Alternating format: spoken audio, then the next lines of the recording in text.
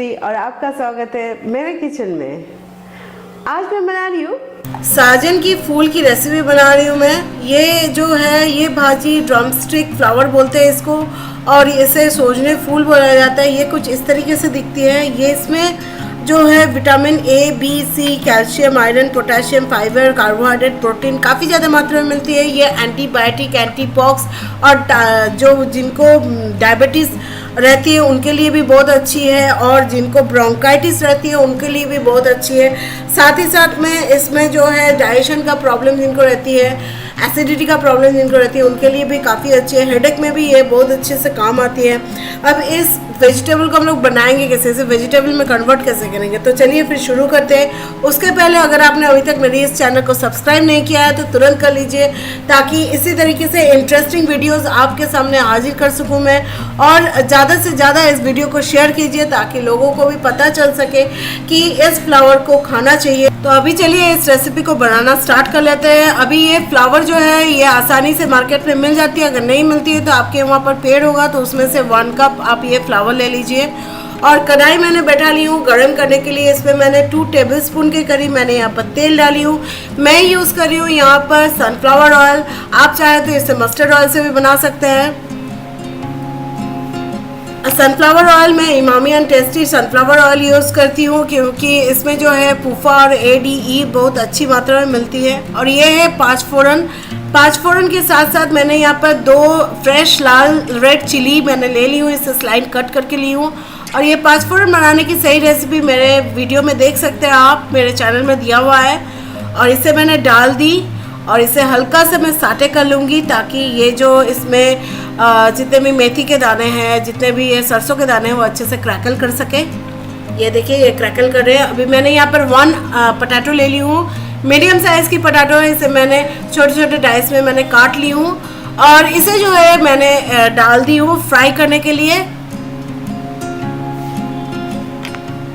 इसे फ्राई करने के बाद थोड़ा सा हल्का सा ही फ्राई करना, ज़्यादा नहीं फ्राई करना, जस्ट कोट कर ले आप इस पोटैटो को।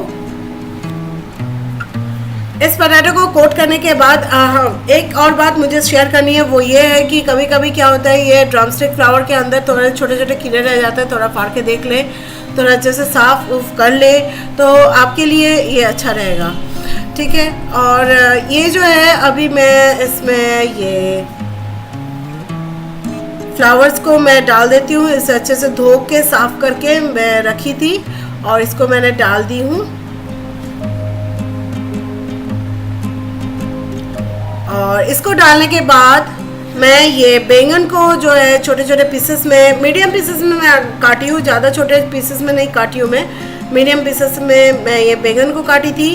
अगर आपको बैंगन सूट नहीं होती है तो मत यूज़ करें। ये देखिए ये वो ड्रम स्टिक है, जिससे छोटे छोटे पतले पतले ड्रम स्टिक इसमें थे, इसलिए मैंने इसे डाल दी हूँ। और ये अगर आपको बैंगन अच्छा नहीं लगता है तो बैंगन स्किप कर सकते हैं, सिर्फ पोटैटो से भी बना सकते हैं। अगर आप डायबिटीज़ के पेशेंट हैं तो पोटैटो ना डालें, आप सिर्फ बैंगन और ये फ्लावर से भी खा सकते हैं। चिमटी भर मैंने हल्दी दी हूँ। हल्दी का मात्रा कम ज़्यादा कर सकते हैं, लेकिन इस रेसिपी में थोड़ा कम ही हल्दी दें तो बेटर रहेगा। और मैंने ½ टीस्पून के करीब मैंने इसमें नमक डाली हूँ। आप एक चीज़ का ध्यान रखे होंगे कि मैंने यहाँ पर हल्दी का मात्रा कम रखी हूँ और नमक का भी मात्रा थोड़ा कम ही रखी हूँ। और इसे मैं अभी ढक दी हूँ, करीब 5 मिनट्स के लिए ढक दी थी। और ये देखिए ढकने के बाद थोड़ी सी मुझे ये नरम दिख रही है, क्योंकि मैंने नमक दे दी थी और ये पोटैटो वगैरह हल्के से दब रहे हैं। इसे थोड़ा सा हिलाने के बाद तुरंत मैं इसे वापस से ढक दूंगी करीब और 5 मिनट्स के लिए। ये बहुत जल्दी पक जाती है, ज़्यादा टाइम नहीं लेती है। अभी देखिए ये कम्प्लीटली पक चुकी है। अभी इसमें और कुछ करने का रहा नहीं।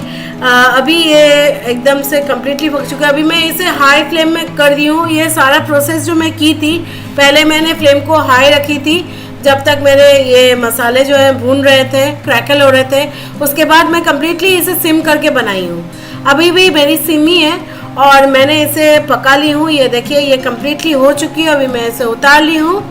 ये देखिए कुछ इस तरीके से दिख रही है। ये बहुत जल्दी पक जाती है और कुछ खास करने का नहीं, ये हर कोई बना सकता है। आप इसे राइस के साथ, रोटी के साथ, चपाती के साथ, किसी के साथ भी खा सकते हैं। आप जरूर इसे अपने घर पे ट्राई कीजिए और मेरे इस चैनल को सब्सक्राइब करना बिल्कुल ना भूलें। अगर आपको मेरी ये रेसिपी पसंद है तो प्लीज़ एक लाइक बटन पे क्लिक कर दीजिए और अपने फ्रेंड्स एंड फैमिलीज के साथ इस रेसिपी को जरूर शेयर कीजिए।